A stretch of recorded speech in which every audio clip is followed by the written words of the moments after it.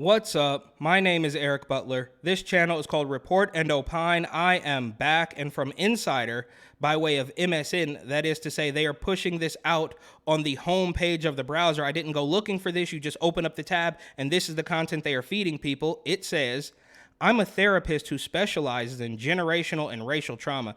I see patients undiagnosed all the time because people don't talk openly about it. And it goes without saying that if you are looking for a problem, you will find one. And this is very similar to the LGBT, BBQ transformer agenda that's all happening very recently. Why wasn't this a thing in the 80s or the 90s? As far as I can remember, this wasn't really an issue even back in 2010 or 2012. But now, we only have a handful of things that we're allowed to think about. You can harp on race or the climate crisis, climate catastrophe, sun monster nonsense, or the likelihood that your little boy will be born in the wrong body and the only way to fix it is to pump him full of pills and put him under the knife for a brand new flesh pouch that he will not enjoy. It's only for the pleasure of some creepy guy willing to take his chances with the Franken vagina.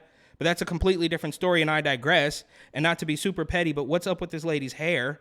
Right? I mean, you just brushed one half of it and left the other half. I guess we trust her. Anyways, they say generational trauma, which can also be intergenerational trauma or transgenerational trauma, is basically when experiences that are detrimental emotionally, mentally, physically, relationally, and even spiritually are passed down from one generation to the next, whether knowingly or unknowingly. So that whole first paragraph is all absolute nonsense. Transgenerational. They just have to make up these brand new words and convince you. Like it sounds very scientific, right? So just believe it. Racial trauma and generational trauma are intertwined because racial trauma can be passed down generationally. For example, when black families have the talk with their kids about racism and safety and how to handle situations with police that is based on experiences of being discriminated against and traumatized because of skin color. Look, we already did this, right? I mean, they just recycle every single thing. Even the digital blackface article that we saw a couple of weeks ago, they recycled that from 2016. So we're just going to do this, right? And look, I don't want to go too tinfoil hat conspiracy, but it's only a matter of time before another thing happens so that they can call the cops racist all over again. Meanwhile, in New York City, they're rolling out robo-cops. It's only a matter of time before they're considered racist or they end up in the Hudson River, whichever comes first, I suppose.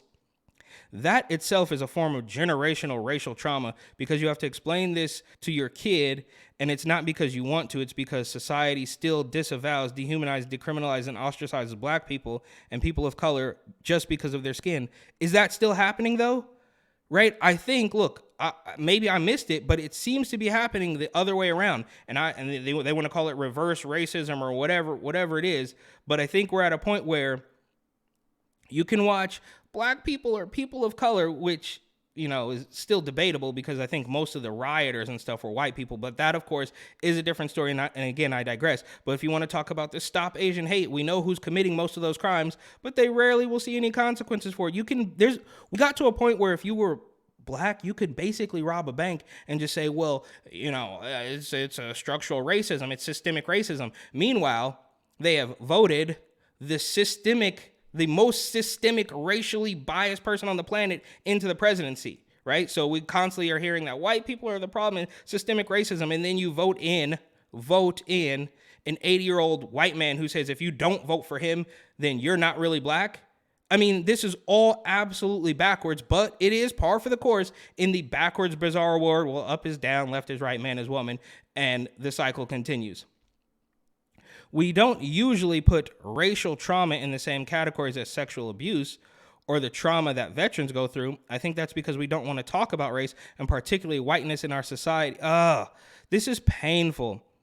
Following that, the Jim Crow era created this feeling of devaluation. Look, I guess this is CRT in action. They are trying to make sure that you remain afraid and that somebody is your enemy at any given point, right?